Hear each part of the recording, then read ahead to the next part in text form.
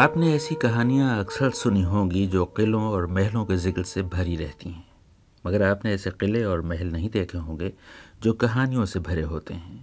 آج ایسے ہی ایک قلعے کی بات ہے، اس کے دروازوں، فصیلوں، برجوں اور محلوں کی بات ہے جن کی بنیاد تک ایک بہت دلچسپ کہانی پہ رکھی ہے۔ سنیے۔ 450 برس ہوئے جب شیر شاہ نے ہمایوں کو ایسی شکست دی کہ وہ ہندوستان چھوڑ کر بھاگنے پہ مجبور ہو گیا، اور شیر شاہ کی حکمرانی بنگال، بہار، آگرہ، دلی، ملتان اور لاہور سے پھیلتی ہوئی جہلم اور راولپنڈی کے علاقے تک جا پہنچی۔ لیکن یہاں کا معاملہ ذرا مختلف تھا۔ اس سارے علاقے میں گکھڑ آباد تھے جو ہمایوں کے دوست تھے، لہٰذا شیر شاہ کے دشمن تھے۔ شیر شاہ نے ان کے اس علاقے کو اپنی حکمرانی میں ملانا چاہا اور گکھڑ سرداروں کو دعوت دی کہ وہ آئیں اور اس کی اطاعت قبول کریں۔ گکھڑوں نے انکار کر دیا۔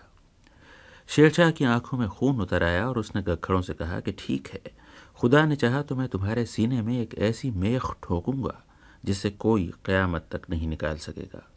اس کے بعد شیر شاہ نے ٹوڈر کھتری کو حکم دیا کہ گکھڑوں کی سرزمین کے بیچوں بیچ ایک قلعہ تعمیر کرے۔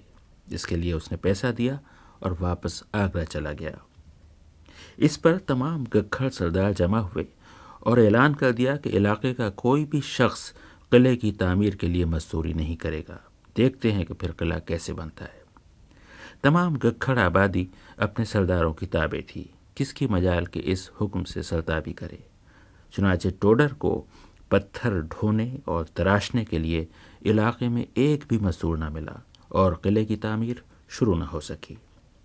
اس نے شیر شاہ کو اس معاملے سے آگاہ کیا تو جواب آیا کہ میں تو تمہیں ہوشیار اور تجربہ کار سمجھتا تھا، تمہیں پیسہ مل چکا ہے، کسی بھی قیمت پر قلعہ تعمیر کرو، خزانے سے رقم نکلواؤ، چاہے جتنی رقم ہو، مجھے پرواہ نہیں۔ یہ حکم ملتے ہی ٹوڈر نے تمام علاقے میں اعلان کرا دیا کہ پتھر لانے والوں کو ہر پتھر پر ایک اشرفی دی جائے گی۔ یہ اعلان ہونا تھا کہ چہار جانب سے لوگ پتھر لاد لاد کے وہاں پہنچنے شروع ہو گئے۔ اشرفیاں بٹنے لگیں اور اب تو مزدوروں کی ایسی یلغار ہوئی کہ ہر پتھر کا معاوضہ گھٹتے گھٹتے 1 دام، پھر 10 ٹکا اور بالآخر صرف 1 بہلولی رہ گیا۔ دیکھتے دیکھتے روہتاس کے دروازے، برج اور فصیلیں آسمان کو چھونے لگے۔ اس عظیم الشان قلعے کی تعمیر غالباً اتوار 25 مئی سن 1542 کو صبح 7 بجے شروع ہوئی، اور آج ہم اس کی جو عمارت دیکھ رہے ہیں یہ 8 یا 9 سال میں بن کر تیار ہوئی، اور اس پر جو خرچ آیا آج کے روپوں میں تو خدا جانے کتنا رہا ہوگا۔ اس وقت کے بہلولی سکے میں اس کی تعمیر پر 24 کروڑ 15 لاکھ 5,000 دام خرچ ہوئے۔ قلعہ روہتاس کی ایک عجب بات یہ ہے کہ اس قلعے کے اندر اور آس پاس پہنچے ہوئے بزرگوں کی بہت سی قبریں ہیں۔ سید کمال چشتی، سید جمال چشتی، سہیل خان غازی، نور چشتی، شہید مردان، مراد علی شاہ، سید حسین، پیرا غیب، سائیں ستار، شاہ چانن ولی، شاہ دارا، ناصر الدین، شاہ محمد شہید وغیرہ وغیرہ، سب اسی قلعے کے علاقے میں محو آرام ہیں۔ آپ حیران ہوں گے کہ شیر شاہ کی سڑک کے احوال میں یہ پیروں فقیروں کا ذکر کیوں؟ تو یہ تمہید ہے اس گفتگو کی کہ 1500 میل لمبی اس قدیم سڑک کے دونوں کناروں پر ان گنت پیروں فقیروں کے مزار ہیں۔ قلعہ روہتاس میں سب سے دلچسپ مزار شیر شاہ کے بے حد چہیتے سپہ سالار خواص خاں کا ہے۔ آج اگر آپ قلعہ روہتاس جائیں تو جس بڑے دروازے سے آپ قلعے میں داخل ہوں گے وہی خواص خانی دروازہ کہلاتا ہے، جس کے سامنے پرانی شیر شاہی سڑک گزرتی تھی۔ دروازے سے ملی ہوئی ایک قبر بھی ہے۔ اس کا جو قصہ قلعے کے باشندے سناتے ہیں وہ ایسا ہے کہ وہ کہیں اور سنا کرے کوئی۔ کہتے ہیں کہ اس قبر میں خواص خان کا صرف سر دفن ہے، اس کا دھڑ کہیں اور گجرات کے علاقے میں ہے۔ ہوا یہ کہ خواص خان شیر شاہ کو جتنا عزیز تھا، اس کے بیٹے سلیم شاہ کو اس سے اتنی ہی نفرت تھی۔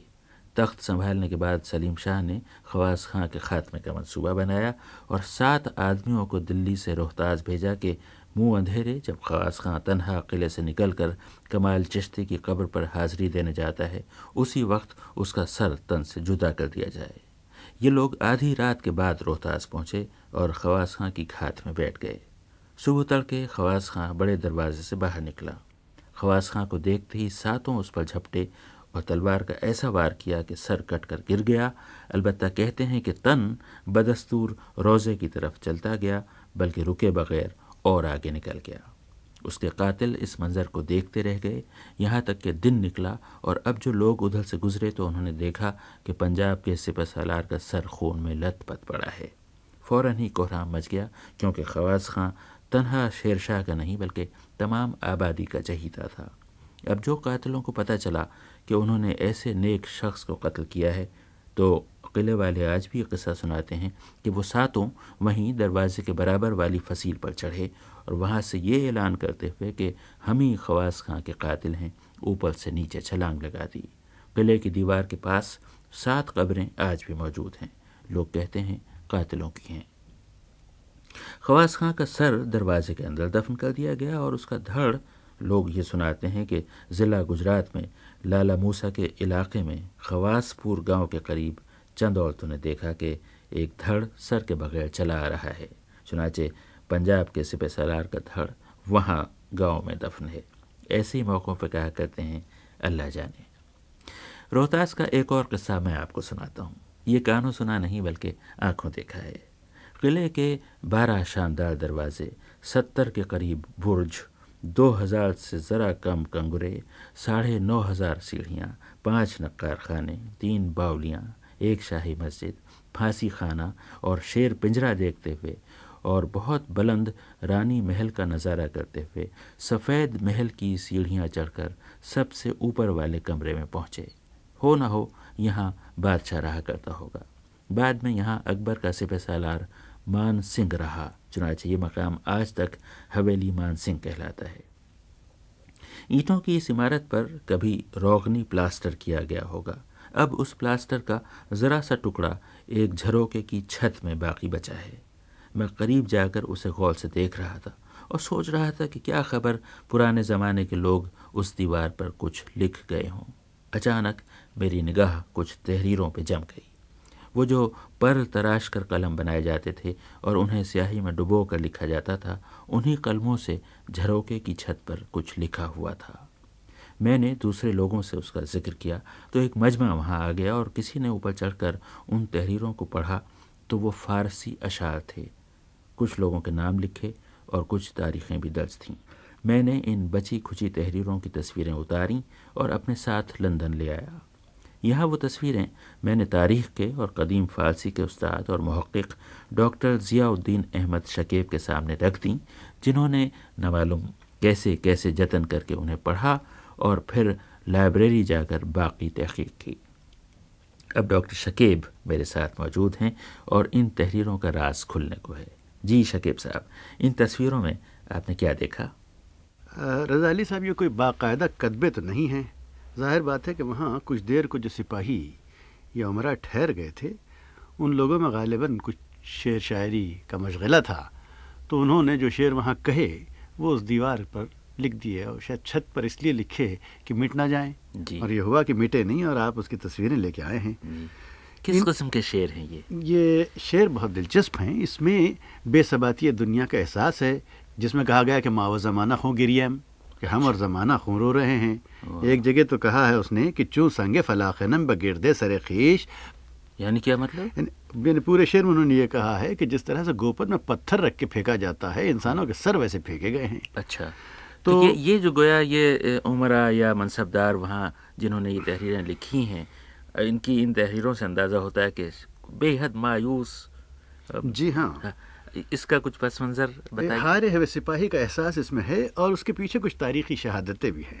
اس کاغذ کی سب سے یا ان تصویروں کی جو سب سے اہم خصوصیت ہے وہ یہ کہ اس میں تاریخ دی ہوئی ہے۔ اچھا، وہ تاریخ دیتے ہیں کہ درین راہ در آمدن از مہم قندہار بتاریخ 1060 نوشتے شد۔ جی، یعنی یہ کہ مہم قندھار سے واپس ہوتے وقت سن 1060 میں یہ اشعار لکھے گئے۔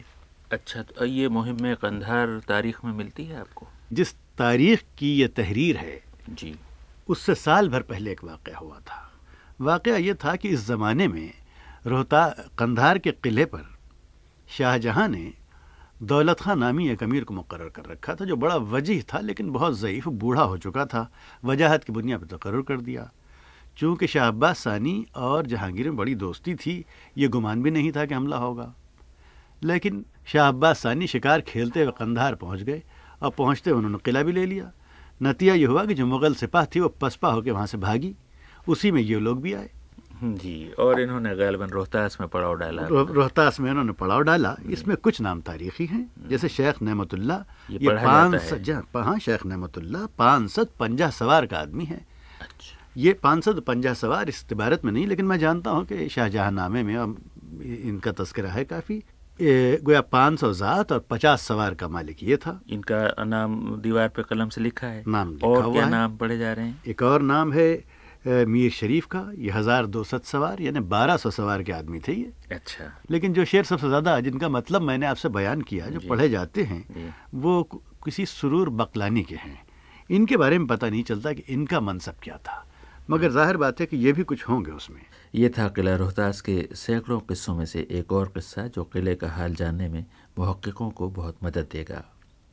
شیر شاہ سوری کی اس یادگار کو دیکھنے کے بعد اب ہم آگے چلتے ہیں۔ 4.5 میل بعد ہم جی ٹی روڈ پر نکلیں گے اور آندھی طوفان کی طرح دوڑنے والی بسوں اور ٹرکوں کے ہجوم میں شامل ہو جائیں گے۔ ہر دو طرف الٹی ہوئی موٹر گاڑیوں کے ڈھانچے دیکھتے ہوئے ہم آگے چلیں گے اور ہمارا اگلا پڑاؤ ایک اور تاریخی شہر جہلم ہوگا۔ یہ ان دنوں کی بات ہے جب کراچی کی سڑکوں پر آئے دن راہگیر کچلے جا رہے تھے اور مشتعل مجمع تیز رفتار بسوں کو آگ لگا رہا تھا۔ اس روز ہمارے ڈرائیور خوش شکل، خوش لباس، ہونہار نوجوان محمد رفیع تھے۔ میں نے محمد رفیع سے پوچھا کہ آپ کتنے عرصے سے گاڑیاں چلا رہے ہیں؟ مجھے گاڑی چلاتے ہوئے تقریباً 10 سال ہو گئے ہیں جناب۔ جی ٹی روڈ پر آپ کو ویگن چلانے کا اتفاق ہوا ہے؟ جی، میں پنڈی سے لاہور ویگن چلاتا رہا ہوں، تقریباً 3 سال ویگن چلائی ہے اور 1.5 سال فلائنگ کوچ بھی چلائی ہے۔ ویگن اور فلائنگ کوچ چلانے والے ڈرائیور بہت بدنام ہیں، آپ بھی کیا ویسی ڈرائیور تھے؟ جناب میری گزارش یہ ہے کہ ڈرائیور کوئی نہیں چاہتا کہ میں سواریوں کو بھی اور اپنے آپ کو بھی موت کے منہ میں لے جاؤں۔ ہمیں مالکان کی طرف سے مجبور کیا جاتا ہے، ہمیں ایک مخصوص ٹائم دیا جاتا ہے جس میں کہ ہمیں پہنچنا پڑتا ہے پنڈی سے لاہور یا لاہور سے پنڈی، اور وہ اگر دیکھا جائے 4.5 گھنٹے ہیں، اور جو بہت کم ہے۔ کم سے کم یہاں 6 گھنٹے کا ٹائم ہونا چاہیے تاکہ ہم آدھا گھنٹہ رک کے اور آرام سے چل سکیں، اور مالک ہمیں اس بات میں مجبور نہیں کریں کہ ہم تیز گاڑی چلائیں روڈ کے اوپر۔ مثلاً یہ بہت تیز گاڑی سب کو پاس کرتی ہوئی نکل گئی ہے اور اس نے بڑا اس جگہ خطرہ مول لیا ہے، اگر ادھر خدا نخواستہ گر جائے تو یہ کیا مجبوری ہے اس ڈرائیور کو جو یہ تیز چلنے پر اتنا اصرار کر رہا ہے؟ سر، اس کو مجبوری یہ ہے کہ اس کے پیچھے کوئی گاڑی لگی ہوگی 1 میل یا 2 میل کے فاصلے پہ پیچھے، اگر یہ آہستہ چلے گا ہو سکتا ہے وہ اس کی کمپنی کی گاڑی ہو، اسے اوورٹیک کر جائے اور آگے سے سواریاں اٹھا لے اور یہ کیش کم دے اور دوسری گاڑی والا زیادہ دے، اس لیے اس کو 1-2 دفعہ دیکھ کے اس کے بعد نکال دیں گے، یہ بے روزگار ہو جائے گا، اور بے روزگاری آپ کو پتہ ہے پاکستان میں بہت زیادہ ہے، اس لیے مجبور ہوتے ہیں یہ ڈرائیور کہ دوسری گاڑی کو نکلنے نہیں دیں بلکہ خود سواری پہلے جا کے اٹھا لے۔ کراچی کے بس ڈرائیوروں کی انجمن کے صدر نے یہ کہا ہے کہ جو راہگیروں کو بسوں کے ڈرائیور نہیں مارتے، سب اللہ کی مرضی سے ہوتا ہے، آپ کا کیا خیال ہے؟ یہ تو بالکل غلط ہے جی، اس طرح تو میں سڑک کے بیچ میں لیٹ جاؤں اور کہوں میرے پہ ٹرک گزرے گا اور میری اگر موت آئی تو مجھے اللہ میاں دیں گے، یہ تو بالکل غلط بات ہے۔ ڈرائیور کا بھی قصور ہے سر، رش چلتے ہیں، بعض وقت نشہ کر کے بھی چلتے ہیں ڈرائیور صاحبان ہمارے بازے، تو یہ غلط ہے کہ اللہ تعالیٰ مارتا ہے، یہ ہمارا بھی قصور ہے۔ اس پر مجھے وہ شعر یاد آ گیا اور دیر تک یاد آتا رہا کہ کہا اس شوق سے مرتا ہے مومن، کہا میں کیا کروں مرضی خدا کی۔ آئیے اس قصے کو یہیں چھوڑیں اور سکندر اعظم کے شہر جہلم چلنے کے لیے فلائنگ کوچ میں بیٹھیں۔ جرنیلی سڑک کے اس سفر کے آغاز پر دونوں ہاتھ بلند کر کے اللہ کے حضور اپنی حفاظت اور سلامتی کی دعا مانگنا کبھی نہ بھولیے گا۔ آئیے ہاتھ اٹھائیں ہم بھی۔